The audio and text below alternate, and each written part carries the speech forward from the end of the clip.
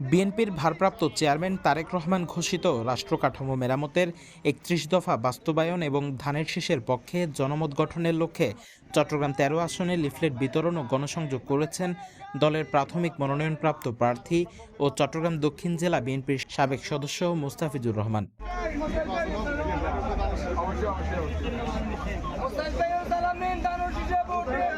রবিবার ৫ অক্টোবর বিকেলে আনোয়ারা উপজেলার বটতলী রুস্তমহাট বাজারে এই লিফলেট বিতরণ ও গণসংযোগ অনুষ্ঠিত হয়। এর আগে তিনি হযরত শাহ মহসিন আউলিয়ার মাজার জিয়ারত করেন। এ সময় তিনি দেশের শান্তি, গণতন্ত্রের পুনরুদ্ধার এবং দলের নেতাকর্মীদের মঙ্গল কামনা করেন। এরপর মুস্তাফিজুর রহমান বটতলী ইউনিয়নের বিভিন্ন বাজার, গ্রাম ও পাড়া মহল্লায় লিফলেট বিতরণ করে সাধারণ মানুষের সঙ্গে মতবিনিময় করেন।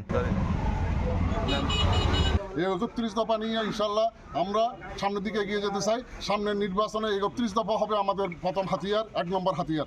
এই ৩১ নম্বর দফা যদি আমি বাংলাদেশের জনগণের, আপামর জনগণের কাছে, সাধারণ জনের কাছে, কৃষক, শ্রমিক, জনতা সবার কাছে যদি ৩১ দফা তুলে ধরতে পারি, ইনশাল্লাহ ৩১ দফায় আমাদের জন্য সফলতা নিয়ে আসবে ইনশাল্লাহ।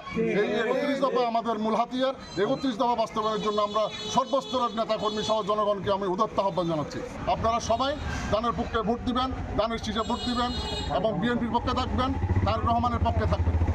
এই গণসংযোগ কার্যক্রমে অংশ নেন আনোয়ারা উপজেলা বিএনপির সাবেক সিনিয়র যুগ্ম সাধারণ সম্পাদক নজরুল ইসলাম, উপজেলা বিএনপির সাবেক সদস্য নুরুল ইসলাম, চট্টগ্রাম দক্ষিণ জেলা স্বেচ্ছাসেবক দলের যুগ্ম আহ্বায়ক তৌহিদুল ইসলাম তৌহিদ, উপজেলা বিএনপি নেতা জসিমউদ্দিন, আনোয়ারা উপজেলা স্বেচ্ছাসেবক দলের যুগ্ম আহ্বায়ক SM ইমতিয়াজ করিম পিন্টু, বৈরাগ ইউনিয়ন স্বেচ্ছাসেবক দলের সদস্য সচিব হেলাল উদ্দিন, বটতলী কলেজ ছাত্রদলের সিনিয়র সহসভাপতি সাইদুল ইসলাম, আনোয়ারা কলেজ ছাত্রদলের সহসভাপতি শেখ আবদুল্লাহ সহ স্থানীয় বিএনপি ও অঙ্গ সংগঠনের নেতাকর্মীরা।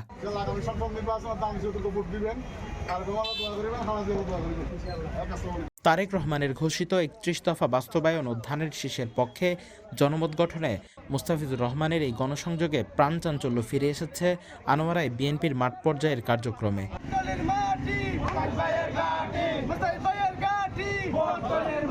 আনোয়ারা প্রতিনিধির পাঠানো তথ্যচিত্রে news desk, CTG post, Chittagong.